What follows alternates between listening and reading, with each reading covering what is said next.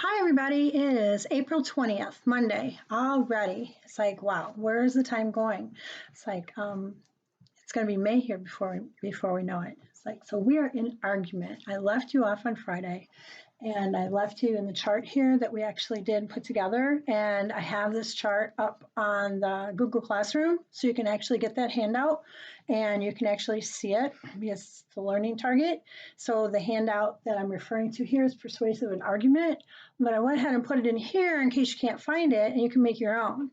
So you can actually look at the video. So what is the difference between persuasive and argument writing? This is the chart I'm going to refer back to quite often because this is the chart that basically is the foundation and the starting point, and it walks you through the techniques, the purpose, the tone, exactly what tone are you going to use, because when you're in a court of law, you have a different tone of voice than if you're texting your best friend. And if you're texting your best friend, your tone of voice changes from email. A lot of people laugh at me, but the tone comes through differently when you are texting, comes through differently when you're emailing, and comes through differently than when you're talking or when you're face-to-face. When you're face-to-face with someone, you actually see the true person. Somebody can hide from you and in texting or an email, and because you can't figure out or you can't hear the tone or what they mean. Okay, so that is so important, especially with persuasive and argument. Remember, let's recap. Everyone can persuade, but not everyone can argue. Okay, argument is logic, persuasive is emotions. When you're going to persuade someone, this is why you get really upset at times and you're like, I just want my own way. Why can't you see it from my point of view? You have to take a step back, and sometimes you have to be the bigger person and say, I'm not going to argue. I'm not going to go down that road because it's full of emotions. If you do it logically, then you talk it out. Then the other person a lot of times will understand and say, oh, that's not what I thought you meant, or that's not what your words had said to me, and could be very mistaken very easily. So that happens every single day. That happens in all situations, all relationships. Doesn't matter if you're teacher or student, or if you're husband, wife. It doesn't matter if you're mother, father, and daughter, son. It doesn't matter. It happens. And so if you know logically, and you always have to think logically, and then your emotions get the best of you, and they do because we're human beings. It's a universal tool. It's a universal problem that human beings do have. So saying that, there is a big difference between persuasive and argument. Okay, starting point. Starting point, I'm going to recap real quick, is the emotional side is identify your topic and choose your side. Easy enough to do. Okay, I choose my side is that painting relieves stress. Okay, if you paint or if you draw, it relieves stress. Okay, it's emotional, because if I don't, then I get all uptight and everything. And if I paint, then I calm and relax. Okay, so that's a good general. Argument starting point. Identify your topic, research your topic, and decide which side you're going to support. Okay, I'm going to use certain kind of paints with my art, and so therefore I need to have the research behind it. I need to have the topic. I need to have the science behind it, exactly how the paints flow on wood versus canvas, and exactly how does that work. And then when I seal this, I want to make sure sealant, so that way when I touch it with the oils in my fingers, it doesn't come off on my paint, and I can go ahead and wipe this and wash it down, because if someone buys this, they're going to want to clean it. They're going to want to dust it at home with a dry cloth. And sometimes that dry cloth may have something on it. I don't want it to ruin the paint underneath or the seal that's on it. Okay, so that's very important as well. So identify your topic, research your topic, and decide which side you're going to support. Okay, purpose. Get the reader to agree with your opinion. When you're in persuasion and emotion, that's totally opinion. It's your opinionated statement. Remember, a few of you have said, I don't want to hear your opinion in this paper. I want just the facts, because I wanted you to move towards argument. Get the reader to recognize your side of the argument is valid. How do you do that? You have to have reliable and verifiable sources. If you have reliable and verifiable sources, then your voice is reliable and verifiable. Simple. Easier said than done, as some of you know. Techniques, we have 6 on each side, and I did the red in persuasive because that everyone knows how to do. And then the blue or the green, bluish green, I guess, is where you're striving to go. That's where you're going forward. This is what's going to tape you out of reading. This is what's going to help you tape out of math as well. All those assessment type tests that they give you, they want argumentative, logical writing. They don't want emotions unless they want you to compare and contrast, or they tell you they want emotions, they just want persuasion. Then it's okay to write that way. But you have to know the difference. Again, it's a mode of writing. Okay. So number one, combines facts with emotions to convince the reader that the author is right, no matter what. Two, emotion-based, total emotions, crying, laughter, haha, upset, whatever. Three, ignores counterclaims. You don't even look at counterclaims. You ignore them completely. You don't even want to hear them. Okay. And right now you're probably going, well, I don't know what a claim is, and I don't know what a counterclaim. We're going to get there. Don't worry. It's coming. Okay. Four, presents only ideas that help establish a position. So it just establishes the position. It doesn't solve the position. It doesn't give you facts. It doesn't research it like your argument would do.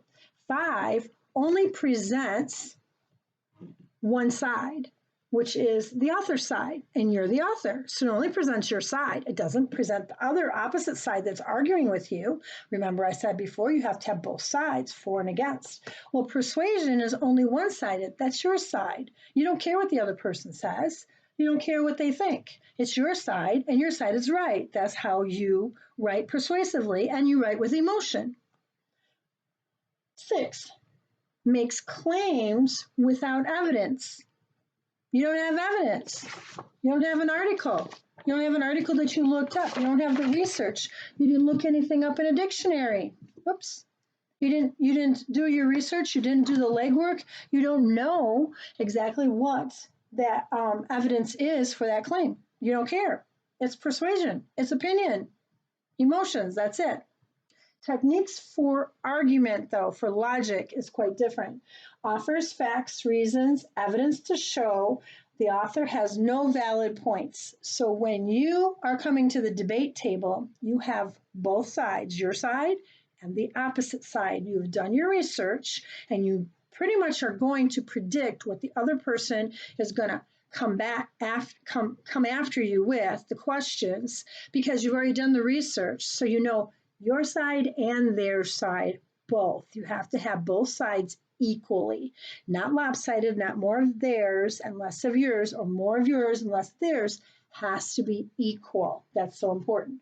Logic-based, logos, totally logic-based. You have to think about it. It has to be reliable, verifiable. You have to be able to prove it. You have to have facts. You have to do your research on the topic. Okay, this is why I send you guys to Google Scholar. Google is the internet web or search engine web source, but Google Scholar has the articles and everything that you need, and it's reliable and verifiable. Wikipedia, don't use. You can't use it because anybody can upload it. When I was teaching second grade for a while, I had my kids upload to Wikipedia. You can do it. Anybody can upload it. That means it's not reliable. It means anybody wants to put anything up there, they're going to do it. And so you could be grabbing information. Okay, I'm back. It's like, oh, should turn my phone off. Acknowledges, number 3, acknowledges the opposing claims. And you're still going to say, well, what's a claim? We're going to get to that. It's on my list of activities and things that we're going to do. I'm walking you through it, remember, step by step. As long as you do the activities, you're going to understand. 4, may compare ideas to establish a position. So you're going to compare your ideas to establish that position. What position is that? It's either being for or against whatever topic you have researched, and logical based research, verifiable and reliable topic. Okay. If you can't research it and it's not reliable, you can't use it in argument. There's no way. 5, presents multiple sides, but it is clear which is the author's side. Remember, you're the author. You are the one making this claim. So you present both sides, and the other side could have more than one side. Yours could have more than one side. Again, you have to present both equally. So that way then you have a verifiable, reliable argument, both sides. 6, always provides evidence with claims. There's claims again. So claims has been mentioned several times and counterclaims. So that you should put in your notes or a highlight or underline because that's in techniques and that is exactly where we're going. Remember I said I'm missing the tone last video. So I went ahead and went through this, our chart, because you're going to refer back to this. Here's our tone. Our tone is up here at the top. And tone for persuasion is emotionally charged and more aggressive. Everybody knows that is when someone gets really mad. It's like, or they yell and scream, or they just get so frustrated. It's just like, that's emotionally charged. Okay, that's just one-sided, exactly. So you always want to be two-sided. Tone, there is a calmer tone. You logically think about it. That's why your heart's not in it. Your heart is in persuasion, but when you are logically thinking about argument, your heart can be in it along with your thought process too, which is a tone. The tone that your voice and your words make by the choice that you put them on paper. And you're trying to convey something to somebody else. You're trying to tell them and give them a message, whether they get that message or not, because everyone is persuasive. Everyone is emotionally charged. Not everyone argues and not everyone takes that emotion and puts their heart and their brain to work at the same time. Sometimes it's one or the other. And sometimes some people just can't do that, and I get that. But to do it argumentatively, you have to do it very calmly because if you're in a court of law, let's go back to the courtroom, and the attorneys, again, in front of the judge, they're not yelling and screaming or they would be dismissed. So you have to always think calm. I'm thinking, I know my topic, I have done my research, I understand my topic, I have a heart for my topic. This is very emotionally charged for me, but I'm logically going to argue to get my reader to acknowledge the author's side, my side is worthy consideration, not just the other side or other sides, but my side or sides is worthy and is respected as much, if not more, than the other side. So there is a level of respect, there's a level of tone, there's a level of technique, there's a level of purpose that is met, achieved, and obtained by doing proper argument. Okay, if you are just persuading, it's going to come through, the emotions come through, and that's why you get the lower scores. The higher scores are when you argue logically and with your heart, at the same time presenting both sides. Empathy is a part of that because ethically and empathetically, you can view the other person's predicament or the other person's argument by never actually experiencing it, but yet you can empathize with them. So that's really hard to do for a lot of people. Okay, a lot of people haven't learned how to do that, or they don't know how to do that, or a lot of people say they do, but then they don't. And we're all guilty of that because we're all human beings. Again, this is a human condition. This is a universal belief and value. This is something that you have to be taught. Everyone knows how to persuade with the emotions, but not everyone knows how to argue. Okay, saying that, learning target number 1, activity 3. Remember, this was activity 2. This is activity 3. I want you to read samples of persuasive and argumentative texts. Well, how do you do that? A, find features in the text that support your conclusion about the purpose. You all are writing papers, either in American government, or you're writing papers for environmental science, or you're writing it for something else or some topic. Or you have a topic that you're really, some of you write about abortion, some of you write about adoption, some of you write about healthy foods. That is all something that you believe in, that's in your heart, and you logically have to research it to get that information, which is fine, it's perfect, but you have to do a lot of research and get both sides of the spectrum, correct? So saying that, use the chart we just made. This chart that we just made, you're going to use it for this in your writing that you're doing. What is the difference between persuasive and argument writing chart? Underline, highlight, use organizers. Well, wait. You say organizers, what are you talking about? I know what underline is. I know highlight because I kind of highlighted the words here as I did them. I highlighted things as we go before, and the notes that I prepared for Sebastian, because I highlighted and I chunked and I boxed and I put things in. I have my highlighters here ready to go, and I have different colors. I have yellow, green, orange, and pink, because those are my colors that I like to use. More yellow than anything else, but pink is usually to get your attention. Okay, so that's the KWL. And one of the previous ones, I had a KWL there that I asked you to write about. I think I put it away. I put everything up on tops because it was too heavy.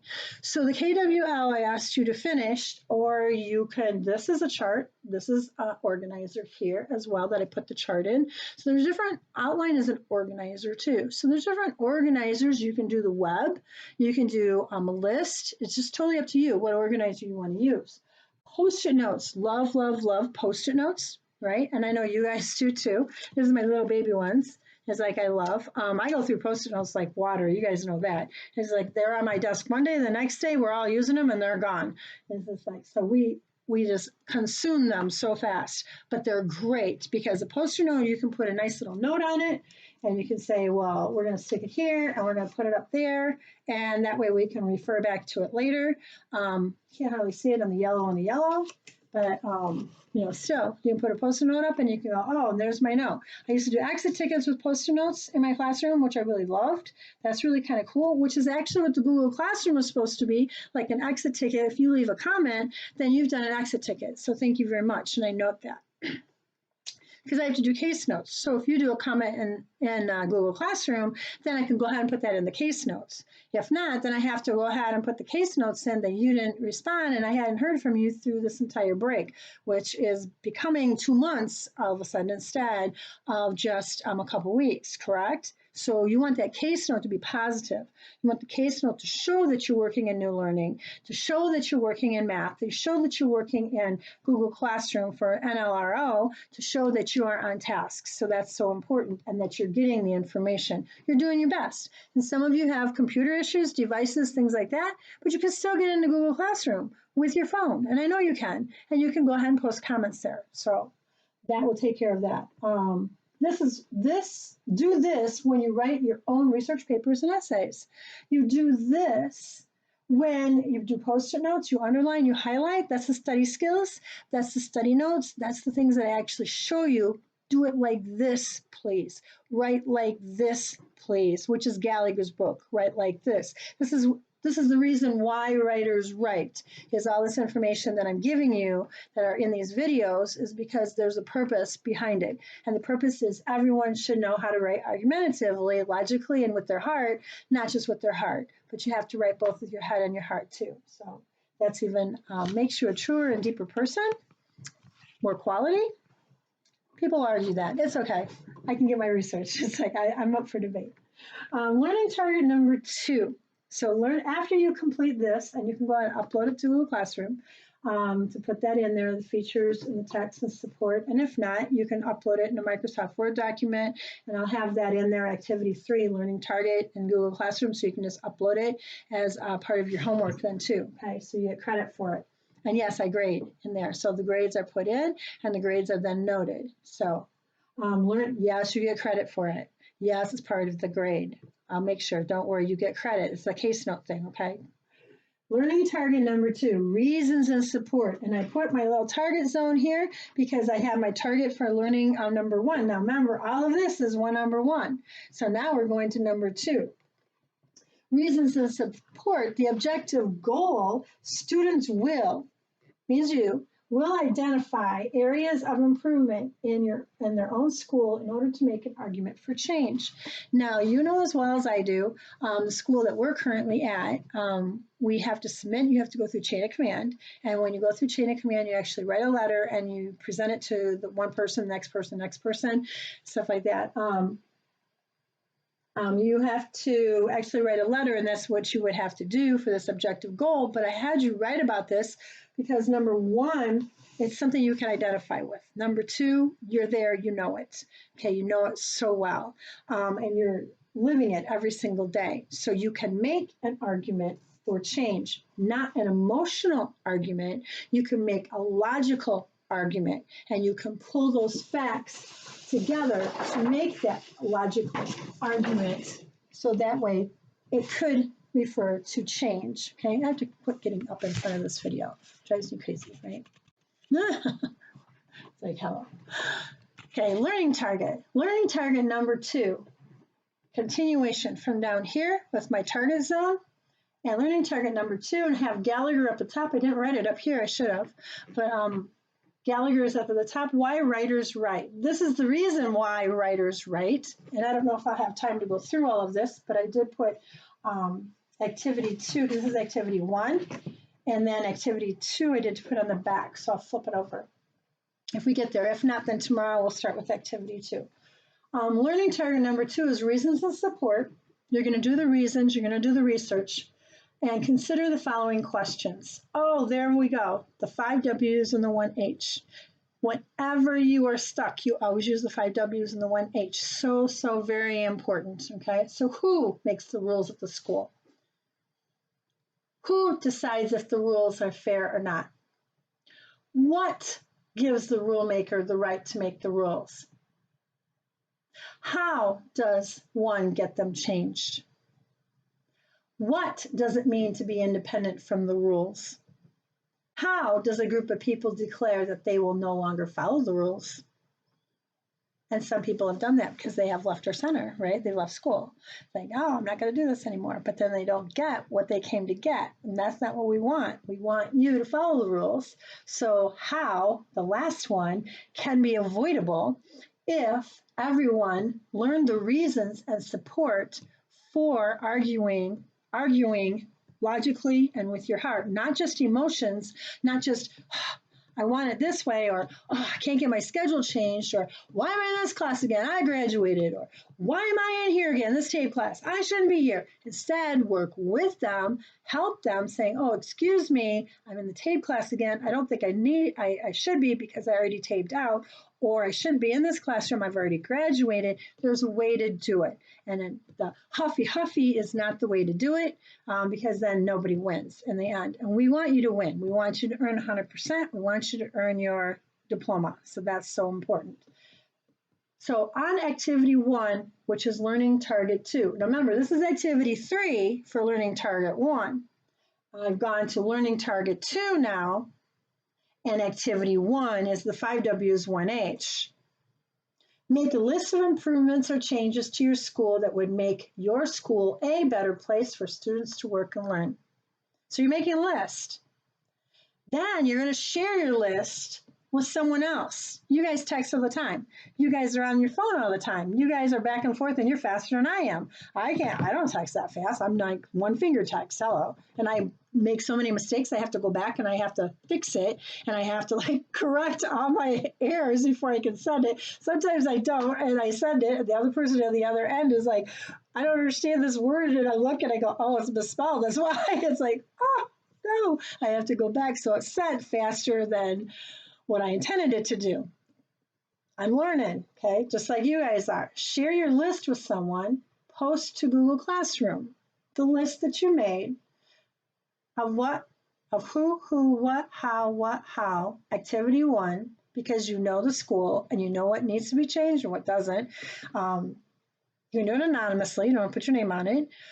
Please tell me that you're submitting it. That would be great. Or I'm going to have it so you can actually submit the assignment. Nobody will know it's you.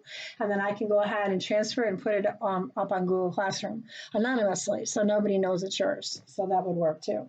I will identify and make a document to identify common changes, which is what I just said. So we'll put it all together, and hopefully this works because I don't know, I got a few people that commented on Sebastian, but I let his story rest because I really didn't get a lot of you in the Google Classroom to actually post or to add your flavor to the picture book. So I guess it's going to be my picture book. That's okay. I like that. That's good. I can do it. The same with this one. I hope I get you to share, because if you don't share, then you're not practicing. And if you're not practicing and sharing, then you're not going to be good at argument. And then those TABE tests are not going to be skyrocketing out when we get back to school, which is what I hope that each and every one of you will do. Okay. So parts of an argument is where we're going to go after this activity you've completed it, which I hope that you do, because that is why writers write. Writers write because of this. Here's claim. Definition for claim. Let me move this down. There we go. So definition for claim is so that way you know exactly what I'm talking about. And then I'm going to get to counterclaim as well. So claim starts it, counterclaim ends it. And I've got it in a chart. Like this is a list. And I've got it in a chart, just like I did our other chart for tone that we did for persuasive and argument text. So claim is, what is claim? Claim is what you are arguing. What are you arguing? What side of the issue you are on, for or against? Which side? Must be debatable, and if it's debatable, has to be reliable, has to be defensible.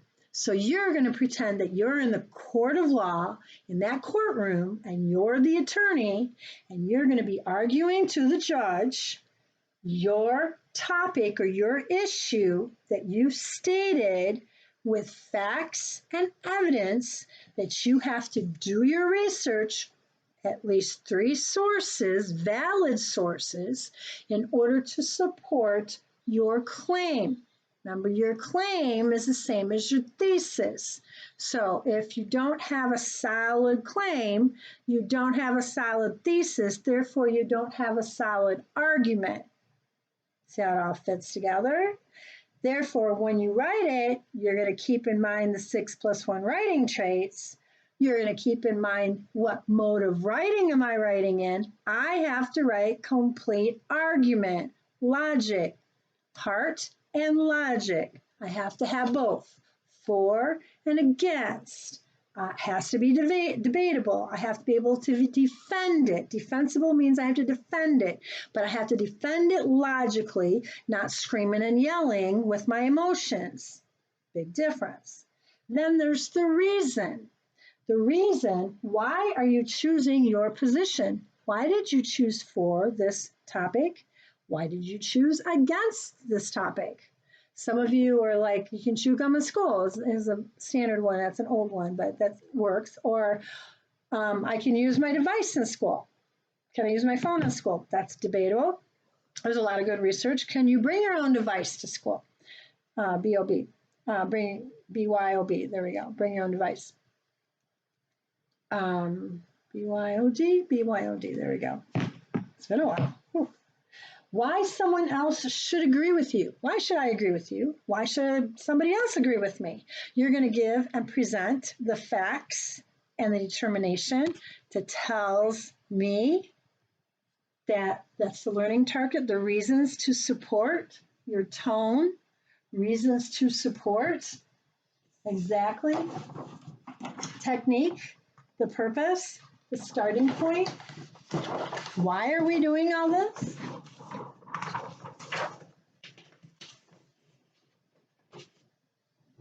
Which leads me to which is facts, research. You got to back up your reasons. Somebody's got to have your back. And right now, you know what?